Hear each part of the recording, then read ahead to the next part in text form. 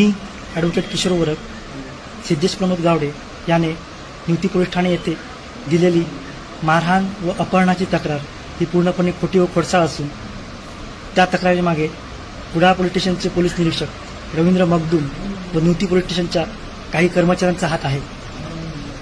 सदर प्रकरणामध्ये मला मुद्दा म्हणून गोवण्यात येत असून ज्या दिवशी हा प्रकार घडला दिनांक 14 व 15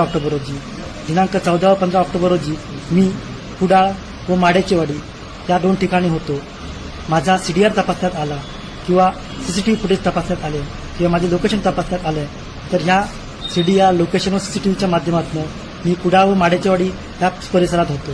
मी कधीही खानोली किंवा त्या कालावधीमध्ये खानोली किंवा बांदा येथे गेलो नव्हतो हे निष्पन्न होणार आहे। मी दिनांक 23 सप्टेंबर 2025 रोजी सिद्धेश गावडे याच्याविरुद्ध त्याने माझ्या 32 लाख रुपयाच्या साहित्याचा अपहार केल्याप्रकरणी कुडाळ पोलीस ठाणे येथे तक्रार अर्ज दिला होता।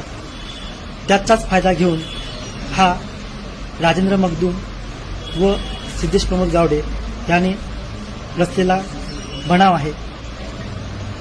अलीकडच्या काळामध्ये सिद्धिविनायक बिडवलकर हे खून प्रकरण मी काढलं होतं।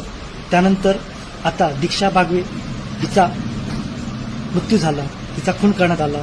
त्या खून प्रकरणामध्ये राजेंद्र मगदूम व कुडाळ पोलिसांनी जी लापरवाही बाळगली, तिचा तात्काळ CDR काढला नाही, त्यामुळे काही बरेचसे पुरावे प्राथमिक पुरावे नष्ट झाले। त्याबाबत मी पोलीस महासंचालक व मुख्यमंत्र्यांकडे तक्रार केली।